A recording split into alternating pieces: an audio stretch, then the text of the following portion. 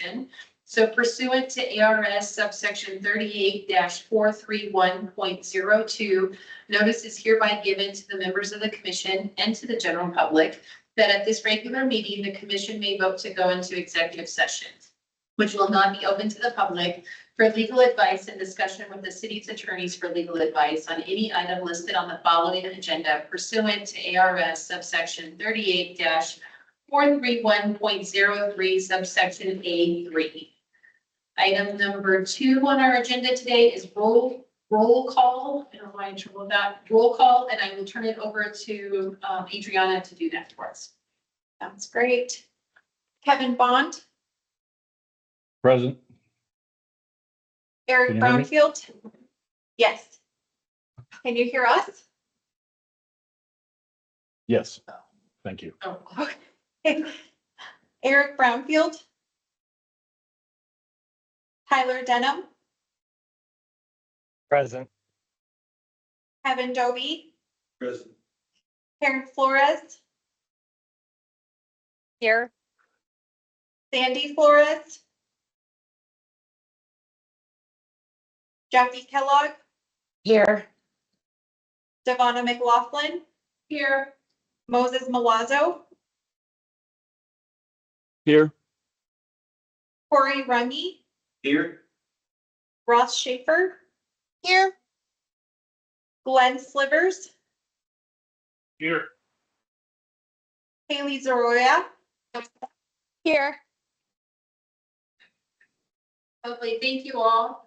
Item number 3 on our agenda is the land acknowledgement, and I will see or ask if any housing commissioners would like to volunteer to read that. I'll volunteer. Awesome, thank you, Commissioner Runge. The Housing Commission humbly acknowledges the ancestral homelands in this area's indigenous nations and original stewards. These lands, still inhabited by native descendants, are the mountains sacred to indigenous peoples.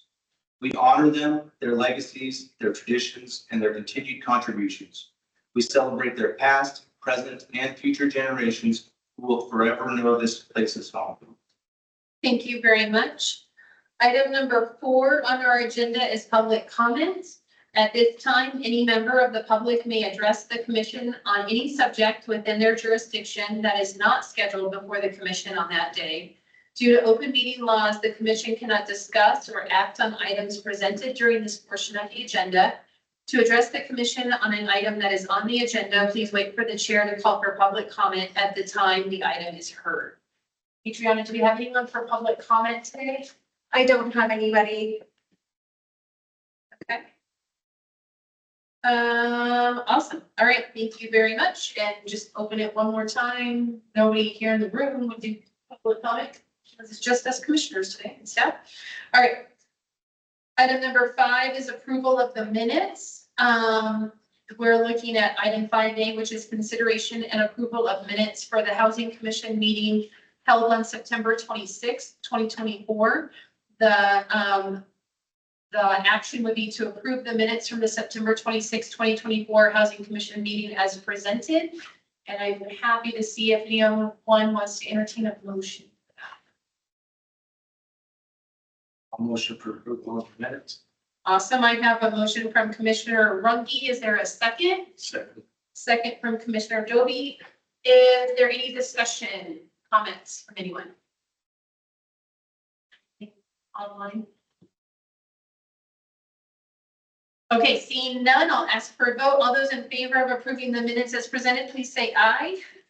Aye. Aye. Aye. Aye. Any opposed?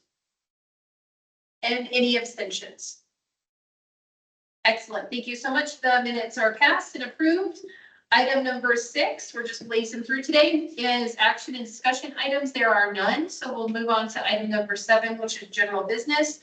Item 7A is the Flagstaff Regional Plan update for 2045. I almost messed that up and said 2025.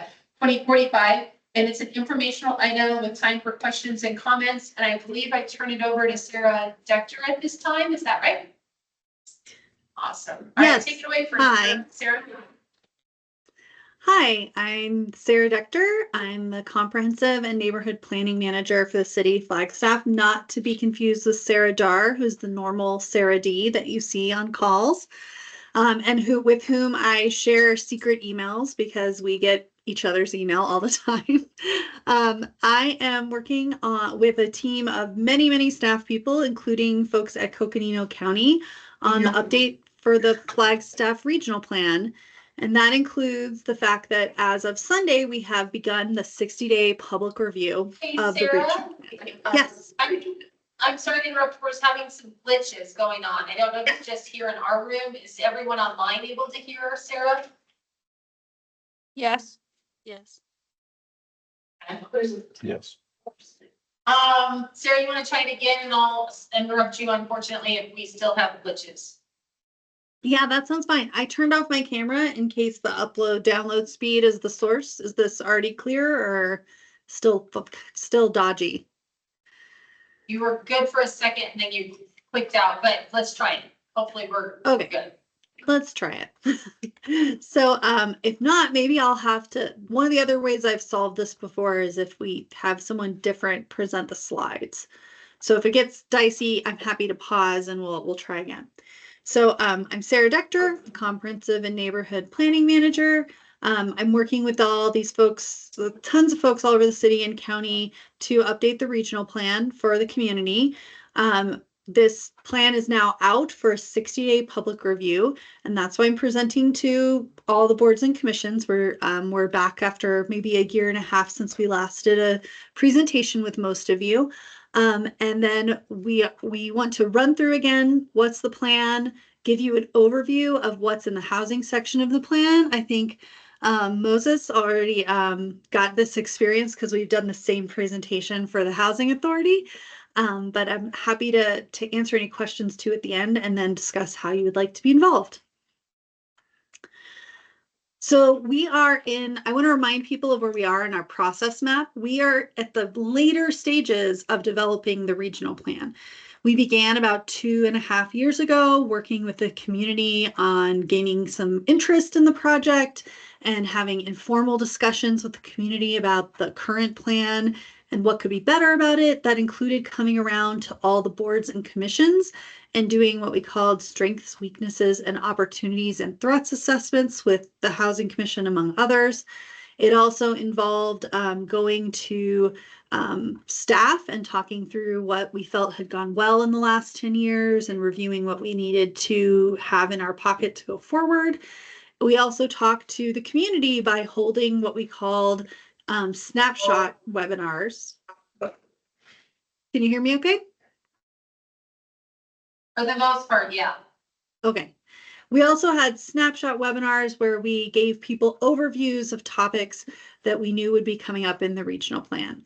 For about the last year, we've been working on creating goals and vision and maps that are associated with the plan. And we have been working through the phase 3 process, which includes working with an advisory committee that I know Tyler Denham from your commission has attended quite a few times. They met 15 times this year and basically endorsed what the draft plan looks like.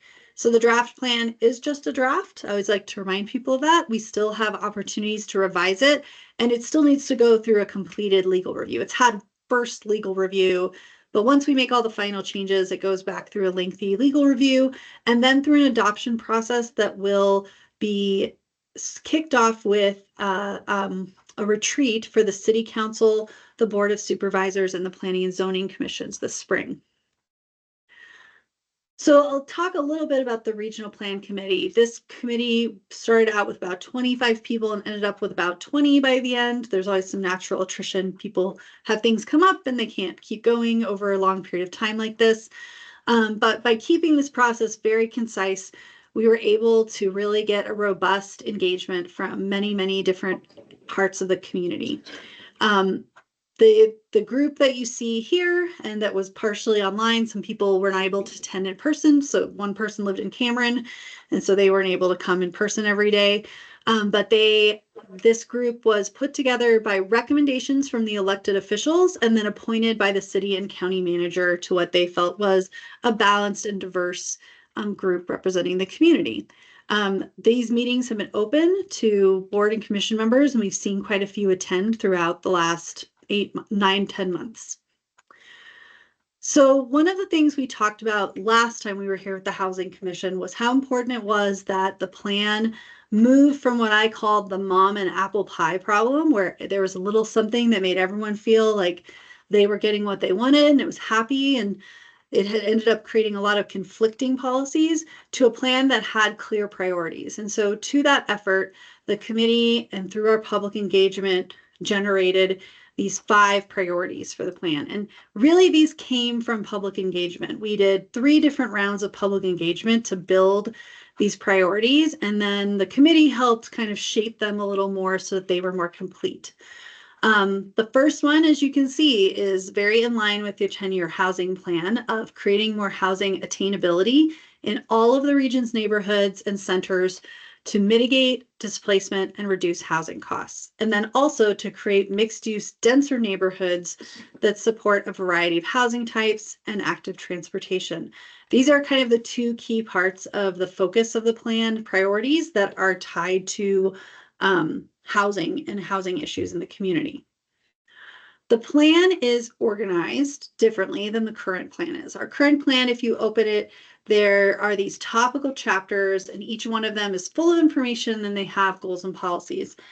We wanted to make sure that there was a more distinct understanding of what in the plan was information that strategically allows staff to work on implementing the plan, and portions of it that apply to development review. That was really enmeshed in the current plan and became an issue when we were trying to do rezoning application reviews or annexation reviews, because planners would look at that material and go, well, how do I get a private sector person to do this? So we tried to make sure that the policy section is the section that really is written for application to development decisions and for broader decision making. And then the implementation section is really the roadmap that allows staff to move forward on implementing and creating codes and processes that get the plan vision into carried forward into the future. The policy section has the parts of the plan you're probably the most familiar with.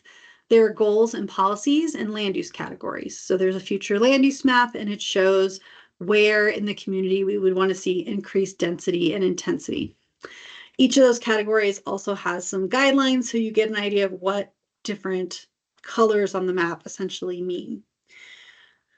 One thing to be pleased about in this plan is that there are fewer goals and policies, and hopefully they are all clearly tied to both land use decision making and to the priorities.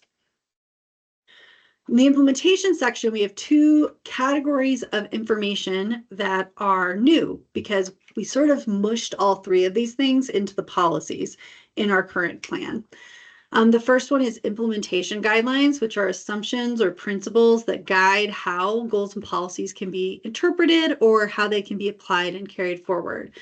An example of an implementation guideline could be one that says we would like to use low impact development standards in our stormwater system. And for that to actually be our city policy, it needs to get adopted by the appropriate staff. That the water services staff needs to adopt low impact development standards, and that's our city policy.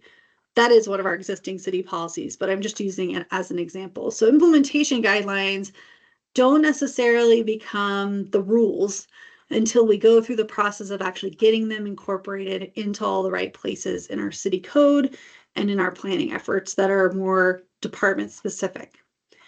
Action items, which we did not have any strategies or action items for the current plan because the council at the time found the list that was generated overwhelmingly large and unachievable, and so they chose not to adopt any of them rather than spend time sorting through them. We were much more selective about action items this time around, and so we ended up with 23 high priority action items, which feels like a 5 to 7 year work plan. And then we have about 80 other action items that if the opportunity arises or there's staff resources we would like to do, but they're not as a high priority as the ones in the high priority category. We also, between the policy section and the implementation section, made a distinction between the kind of maps you see there.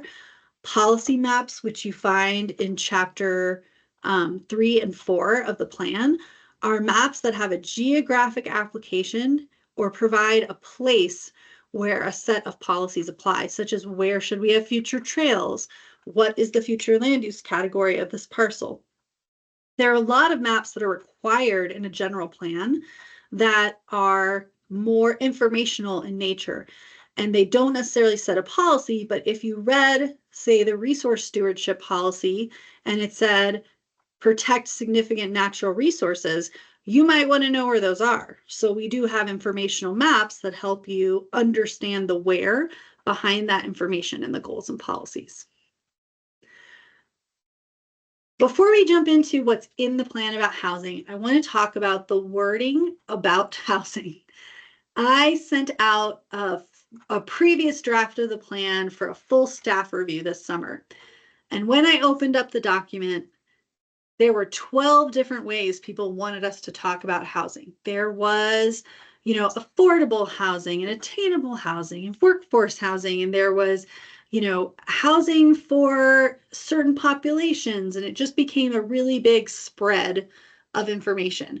And so Jennifer Michelson from the housing staff and I went through the whole plan and narrowed our focus to 3 terms we are using in this document to describe housing. We're using affordable housing to describe basically subsidized housing, housing that has eligibility requirements, housing that has a funding source to help people stay in an affordable unit. Attainable housing is housing that is intended for the general population. It is not subsidized and it has no eligibility requirements, but it's generally the kind of thing we think of that somebody who's making the AMI in the region, or maybe 120% of the AMI, could afford and not be rent burdened. Workforce housing is used specifically to describe housing that is made available in connection with an employer for its employees.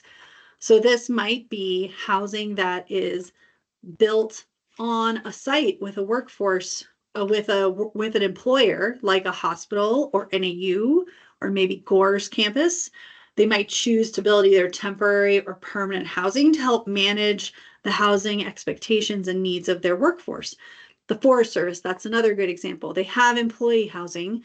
None of it's in the city of Flagstaff. It's all in the outlying areas. We might want them to be able to house their workforce in housing that they provide or help get built in the community.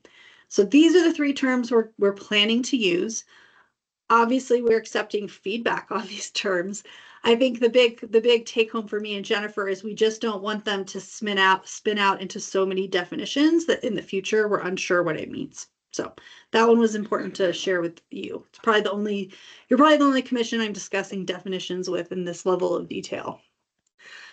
So some things to know about how we got to this draft plan is we engaged a group called Cascadia Partners to help us with a process called exploratory scenario planning.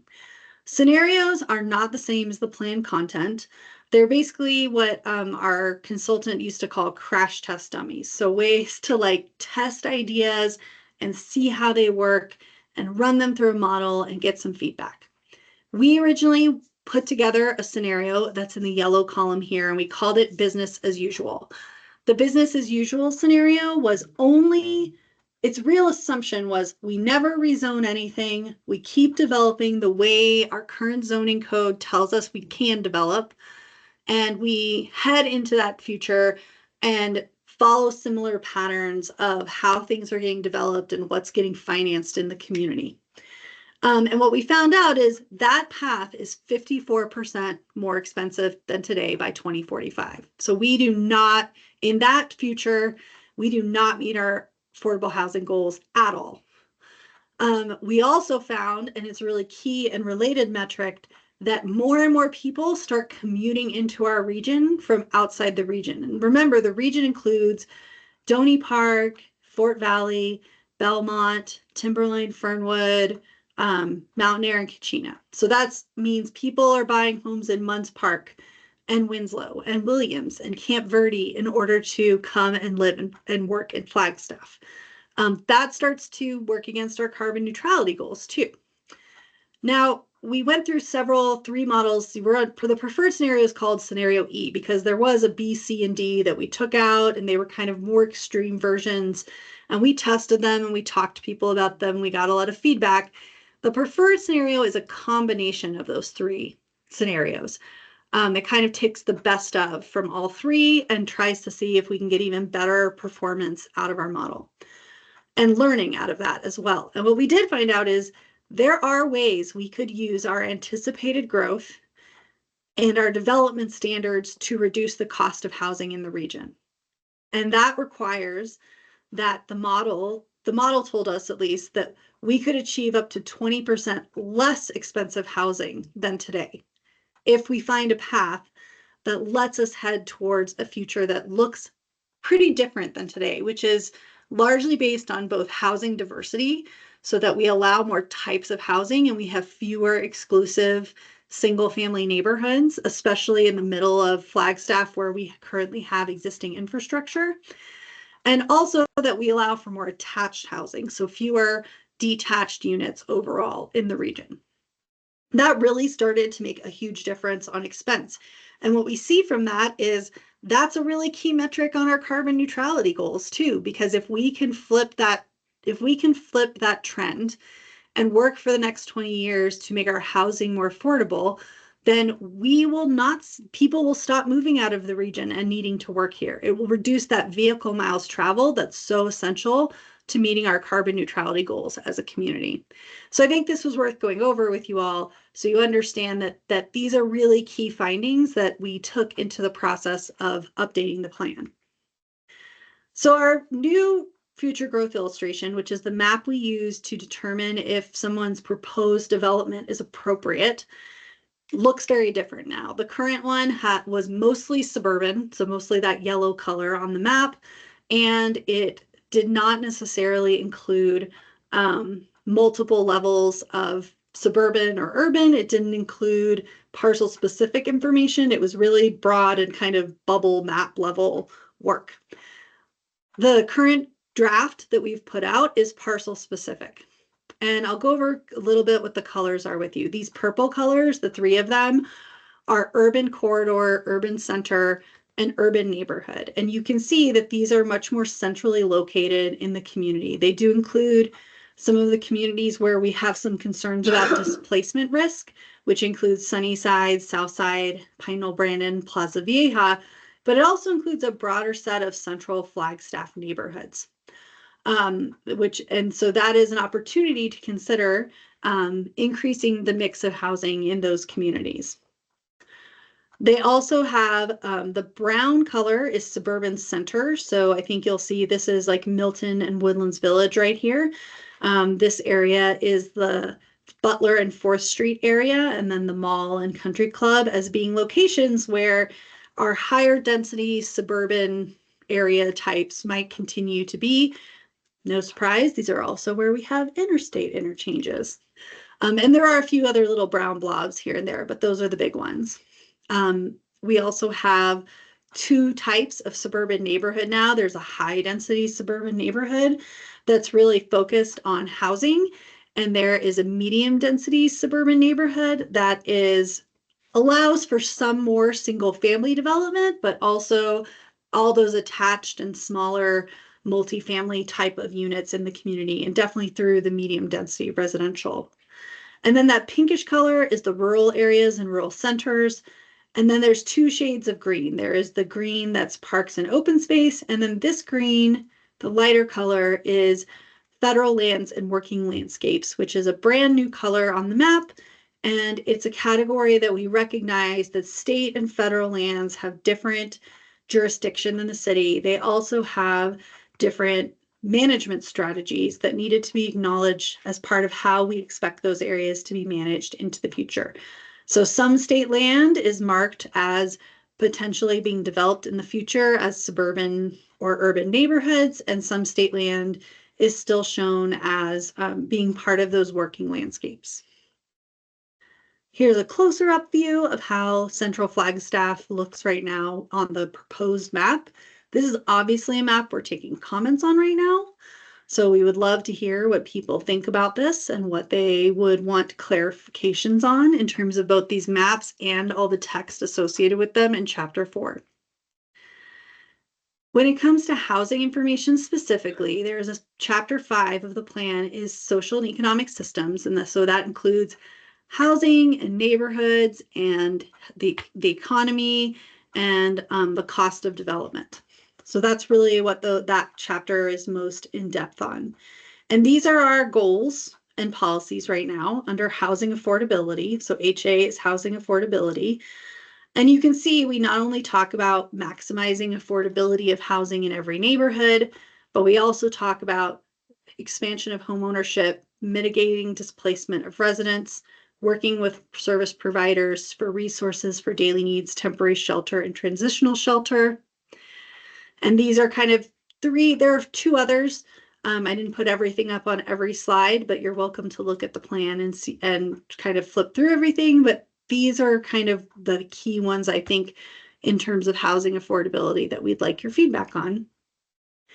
Another section is on neighborhoods and equity. That's what NE stands for here.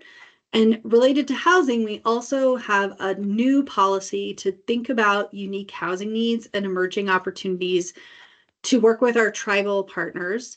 There have been occasionally discussions about how we can better utilize the Section 184 housing loan program, that the Bureau of Indian Affairs might eventually provide housing funding for tribes to build housing in border towns.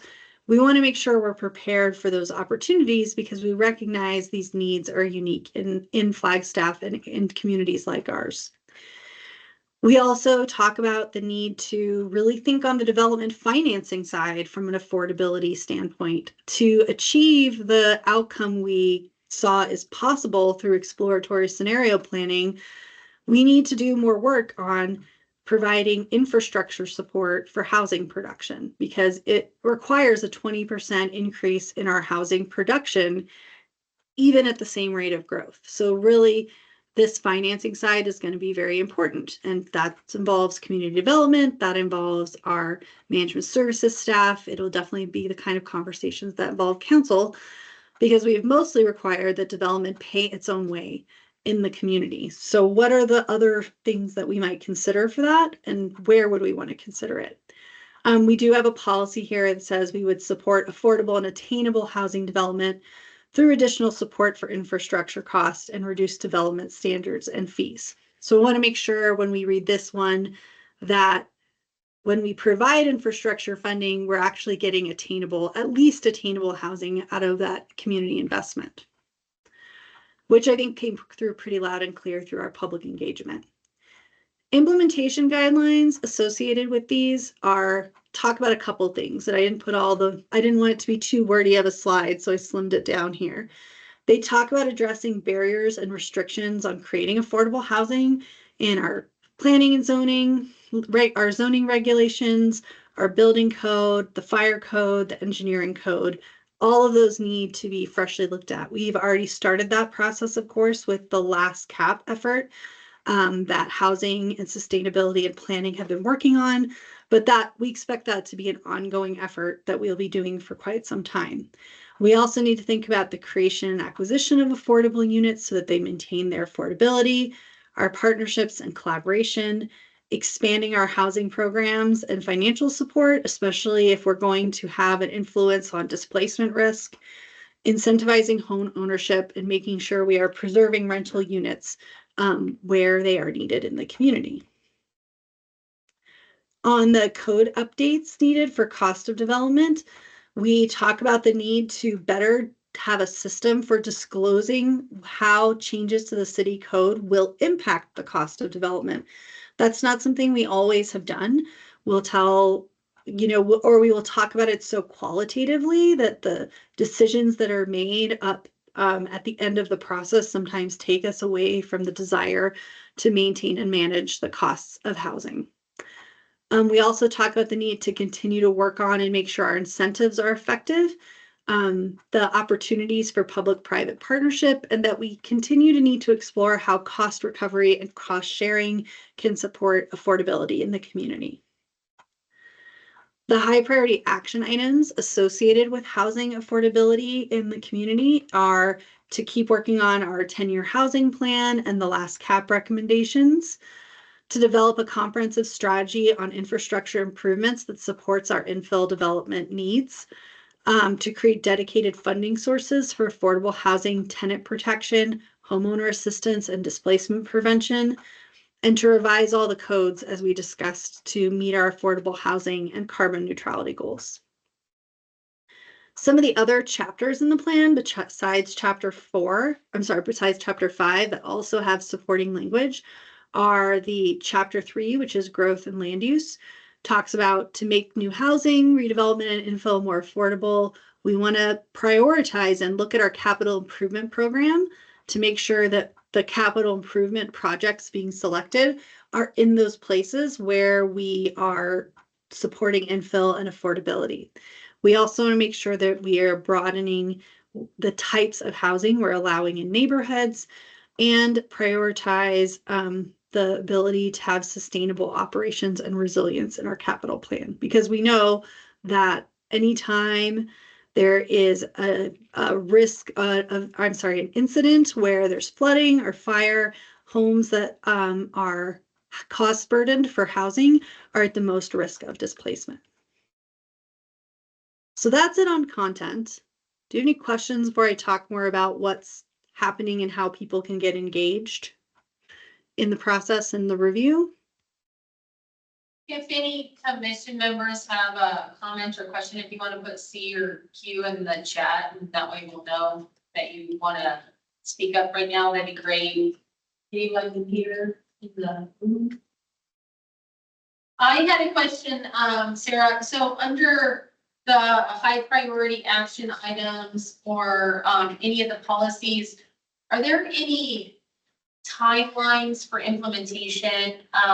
It feels like with any plan, you know, we say what we want to do, and then we keep wanting to do it. So is there something that would develop timelines or accountability or check-ins for at least the high priority items identified in the regional plan under housing specifically? Yes, Appendix C of the draft plan breaks out all these high priority action items in more detail. And so we sort of put it in an appendix because we'd like to be updating that section without necessarily going through a plan amendment. So let me see if I can find where the housing ones are. It does, but we have like a table, and the table talks about the action and who the lead is and who needs to be a partner in this, and then tries to describe the work in a little more detail and ties it to all the goals and policies, and then talks about the funding. And what kind of funding, if we have determined what kind of funding is needed. And that is probably a section 2 that people may want to weigh in on, even though it's just an appendix. So I'd be happy to pull it up and let you look at it if you like. Yeah, so it sounded like there were additional details in that appendix C talking about who's responsible and funding, but I didn't hear timeline. The timeline's actually in the chapters. It's every action item is given one of 4 timing categories. It's either continuous because it's like an existing program and it's really about continuing to do it.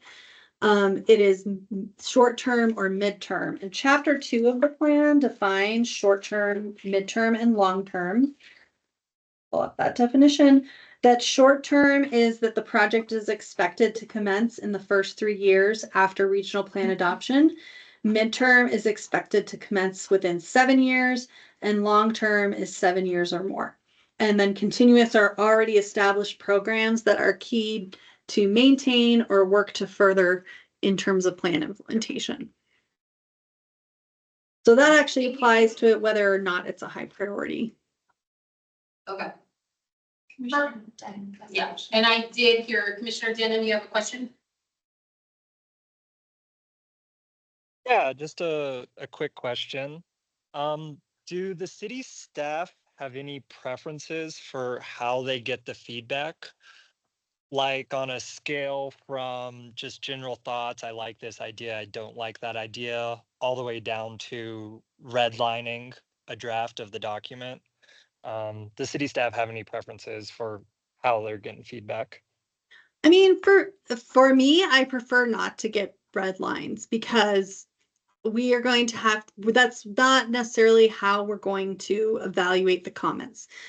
And maybe I'll go through the next couple slides and we can keep going back to content questions too, because I think I'll partially answer your question, Commissioner Denham. Does that Okay. sound good? Okay. Well, I'm glad because I was actually thinking about redlining, so I'm glad I asked. Yeah, and I'll explain the why in that. So the 60-day public review, like I said, has started this Sunday. We did an opening webinar on Monday. It was pretty lightly attended, but we recorded it and we put it on the city's YouTube page. So you can hear the long 45-minute overview of everything you need to know to kind of kick off your review of the regional plan. We are having community workshops between the election and Thanksgiving. We get a little short window, so we're having them pretty tightly clustered in a 1-week period. It'll start November 13th with transportation. November 14th, we'll talk about parks, recreation, and resource stewardship. Saturday, November 16th, we'll do growth and land use and housing. And then on the 18th, we'll talk about public safety, infrastructure, water, and energy. That is kind of one of the big things we're hoping to push people to participate in, because we think that interactive participation is really informative and it helps people give the best comments. But we have several other ways, because those might not be great days for you. There may be other reasons why people can't attend. Excuse me, I just got the hiccups. We'll also have a closing webinar before the review period ends on December 19th. The other ways people can participate is we are having office hours every Friday from 11 to 2 p.m. at various locations. The one tomorrow is going to be at the Chamber of Commerce, and the one the following week will be at the Murdoch Center, but everyone's invited to just come sit down with staff. I have a hard copy of the plan and a computer, and we can talk through and we'll take notes on those conversations and report them out. And then we also have some online methods for people to participate. I have these like darker green blocks on the map, on the roadmap, because I want people to also know staff is doing some testing and case studies on this. And you asked, like, why not redlining? And it's because really staff is still redlining things. And that is because the current plan we have was one that didn't work on day one. It took 2 years of amendments that I helped guide council through before the plan actually like worked very consistently. And so the redlining is like, how do we make this plan work very consistently for all development cases that might come in, is super, super important. And so if you spend a lot of time redlining it, staff might have like really practical reasons why we can't approach it that way. Like, we're testing it with legal, we're testing it with cases we've already run, we're testing it with potential future cases, and we're kind of really like kicking the tires and trying to make sure that when this is adopted, it's ready to work on day one. And while we might do regular amendments, they won't be cleanup amendments, which we did have to spend a lot of time on last time. So there's 2 ways we're asking people to kind of provide more written comments. One is if you're very excited to see what everybody else has to say too, the county has a site called Conveo, which if you go on our website, and I can even demonstrate it a little bit if you like, is an interactive comment platform. So you can go in and click the comment button and comment anywhere on the document. You can select other people's comments and vote them up or down. And you can also reply to other people's comments. So this will then essentially produce like a spreadsheet for me at the end.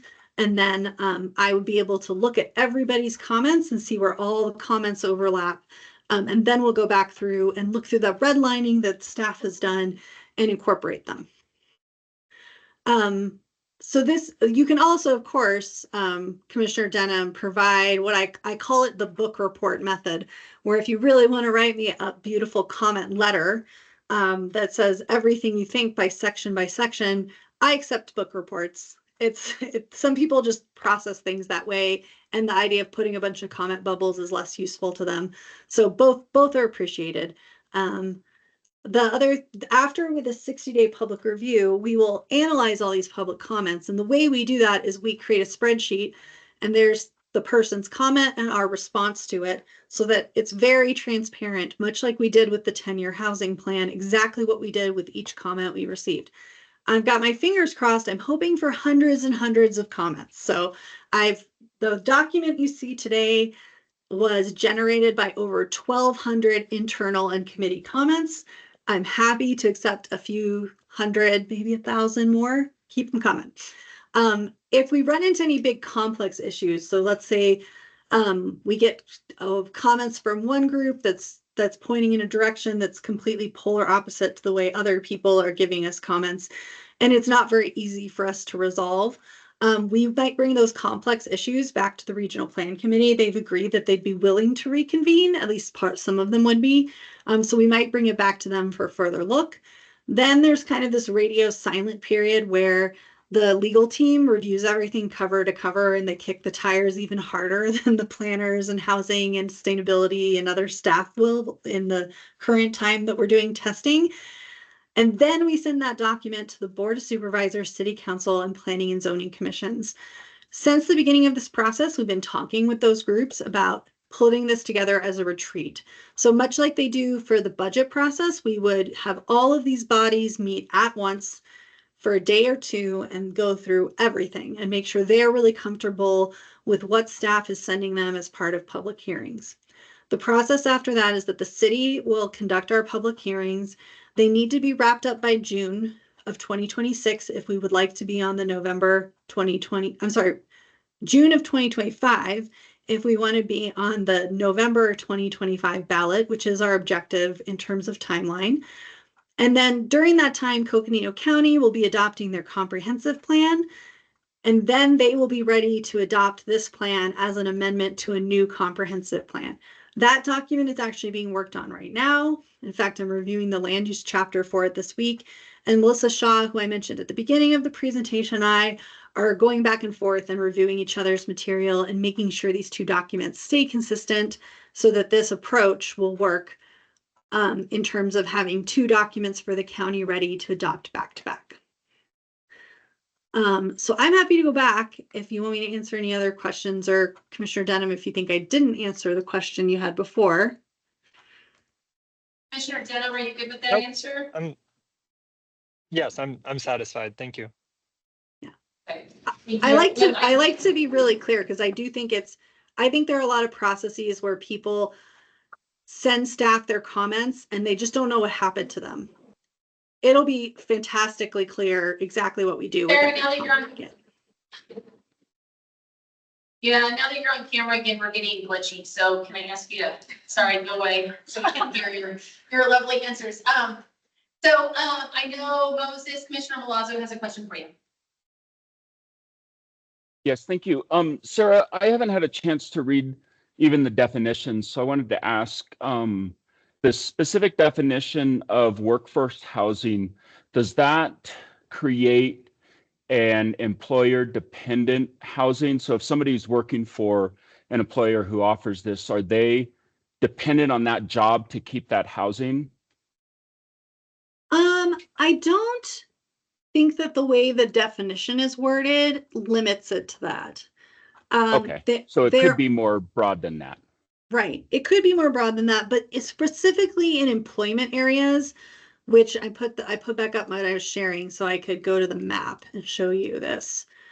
So in these blue areas on the map, which are really industrial or university and research districts, if someone were to put workforce housing in those areas, there is language in the plan that would say that might be employer dependent. But it might be also like next to a manufacturing facility. Right. But I guess what I'm trying to get at is the city or the regional plan, is it going to be endorsing an employer-based housing, or is it more of this is one type of housing we know we need, and therefore we will make it easier for employers to provide this housing, but we're not necessarily creating a situation where there's a company town and you can't have your housing if you don't have that job. Right. Yes. It's really just opening the opportunity for employers to engage in building housing. For Okay. instance, the Forest Service has some new authorization language where it allows them to provide housing on National Forest System lands, and a percentage of it has to be set aside for their employees. But it also is a place where there's other people living in market rent housing. So there's some of that's being considered in Colorado right now. Like there's a few projects being proposed kind of on the Front Range. I think that's the kind of program that we'd want to make sure there's an opportunity to consider whether it works in our community or not. Okay, great. Thank you for that. Alrighty, are there any other questions or comments from commissioners? Any C's or Q's in there, Adriana? No, I don't see any. Okay, I I think also want, oh, go ahead, Sarah. Sorry, Chair, if I may. I think that I did include in your memo that you should have received some information too about the 10-year housing plan and what you asked in the 10-year housing plan for the regional plan to accomplish or change. And so if, as you're looking through this 60 days, if you have feedback on that, whether we did it well or poorly, I think that's something else we'd be interested on the Housing Commission's input. Awesome. Thank you for that. Is there any public comments on this topic? If anyone's online and wants to make a public comment, they can indicate with the C or a Q. Okay, seeing none, then I also want to advise commissioners of the Housing Commission to let staff know if they are planning on attending the Housing Review Day as part of the regional plan. I think that was November 16th. So that way staff can post if there's going to be a possible quorum if necessary. So we all show up, they have to notice. So if you're planning on going to that day, you can let Adriana know, that would be great. And then kind of last call for any questions from the commission on this topic, comments. All right, thank you so much, Sarah, for the information and the update. We appreciate it and the opportunity to make sure housing feedback is part of the regional plan. We know it's a big thing and we appreciate all the work that you guys are doing. So thank you. Oh, sorry, go ahead. Okay, we'll move on then to item number 8, which is informational items to and from commission members, staff, and future agenda item requests. Item 8A is updates from our Housing Authority liaison. So Commissioner Milazzo, do you have anything to update us on? As soon as I can find all of the windows that I need to have open, I do. Okay, thank you. So we just had our Housing Authority Board of Commissioners meeting last week, and we had a couple of action items that I thought were of interest to this commission as well. Of course, we had Sarah present the regional plan presentation, and so we had some good discussion about some of the ways it might impact the housing of interest to the Housing Authority. We also had some discussions about some of the Section 8 administrative plan and an operating budget. There are some changes that are coming down from the federal government that are going to impact us in ways that may or may not be, well, they may not be great. And so Sarah and her team have been doing a good job of trying to minimize some of those negative impacts. But I think it's not going to create any additional need for housing. I think it's just some potentially smaller negative impacts to those who have housing right now. I don't want to go into all the details, but some of the other concerns that we ended up talking about were some of the voucher changes that might actually impact our ability to provide housing through the voucher system. So there could be some negative impacts on housing from that, but that's not quite settled. I think that they're still working, our housing staff are still working with HUD to kind of try to mitigate some of those potential changes. And I think we talked about maybe starting up a regional plan subcommittee, and we haven't decided on whether or not to do that yet. So I think that's pretty much it. Sarah, are you around? Sarah Dar?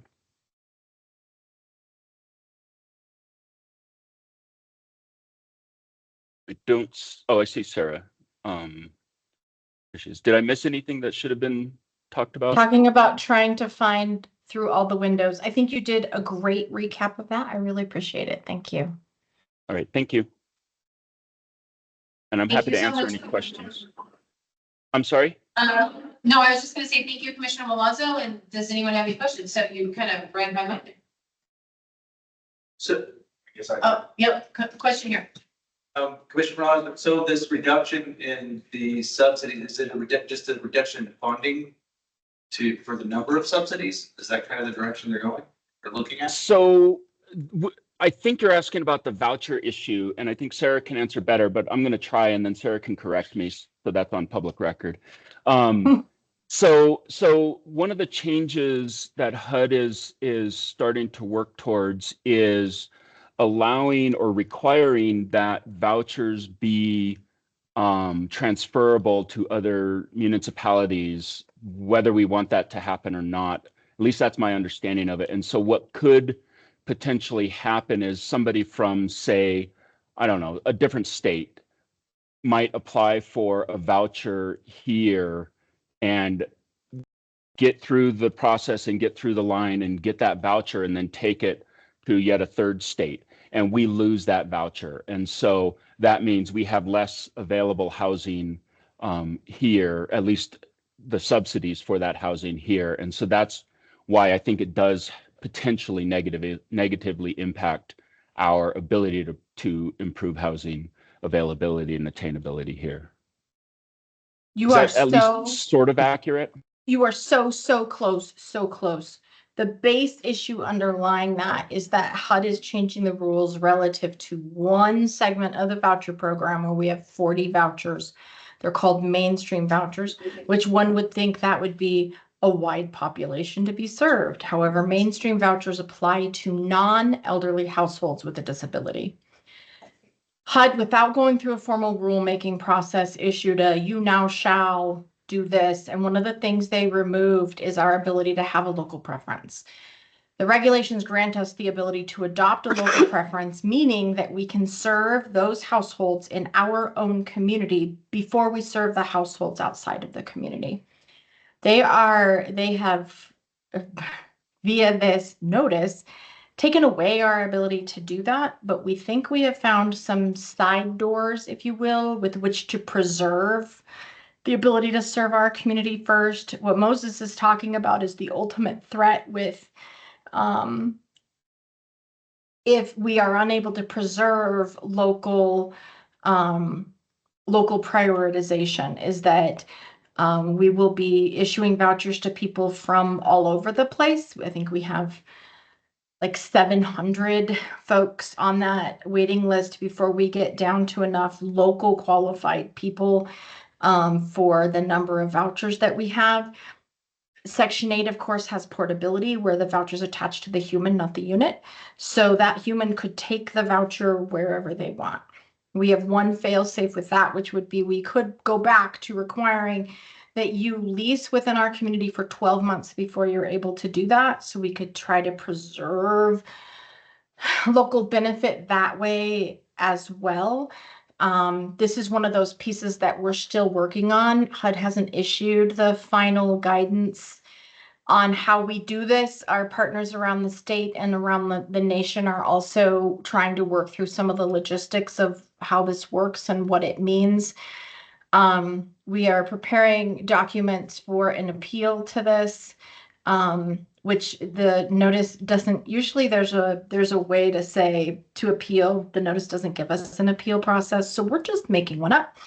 And also exploring what we think we have found are two different ways to interpret the notice that would let us end up doing some local prioritization, perhaps through partnering with the front door and setting aside a certain number of vouchers for front door or DES or all of them, where we could say those agencies have first dibs on sending referrals for those vouchers, which wouldn't be a local preference, but would be working within our systems. You can read the notice both ways on that, and we're waiting for some additional interpretation.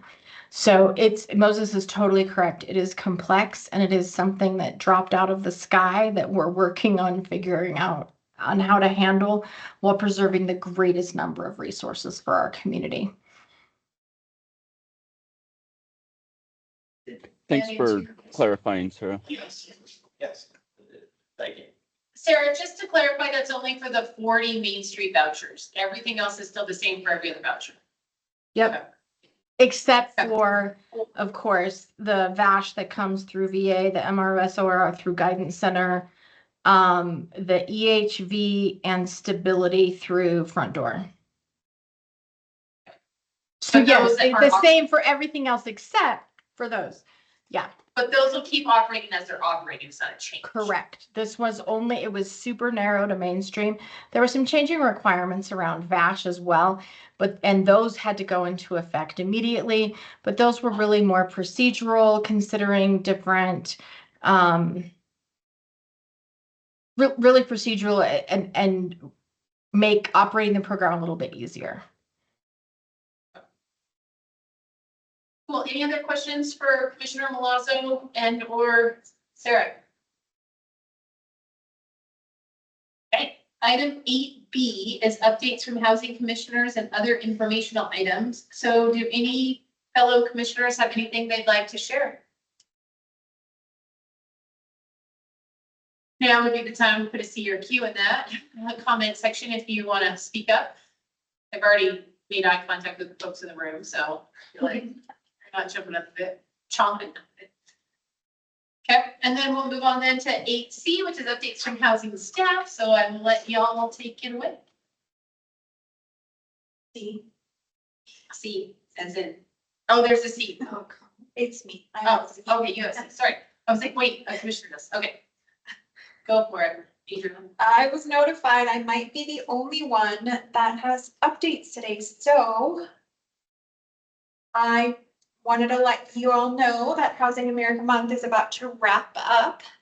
Justina Costa is about to share some pictures of some of the celebrations for Housing America Month, which ends this month. We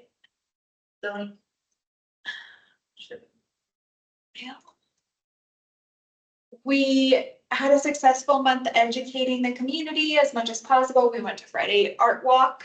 We had a physical door. It's loading all of them to the camera. Yeah. That's crazy. You might want to share your screen, Justina. Your actual screen. Share your I should let you. It's weird.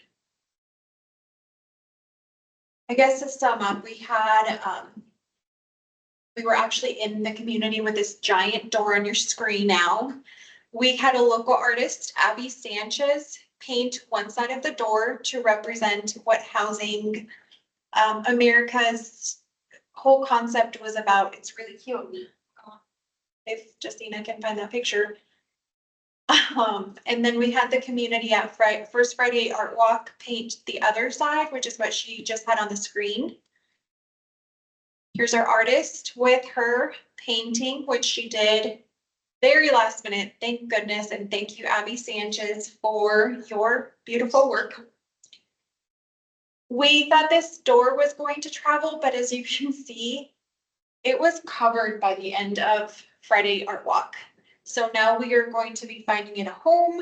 And I brought some free goodies for you guys in the room. Online world, feel free to message me if you want a treat.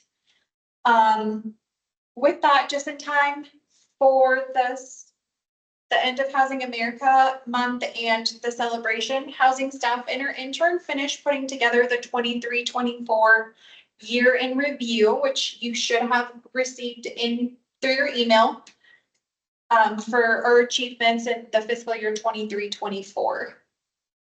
And I guess lastly, just thank you for all your work. A lot of the work that we did in fiscal year 23-24, we couldn't have done with the Housing Commission's input and all of the work, the informal working groups, all of it.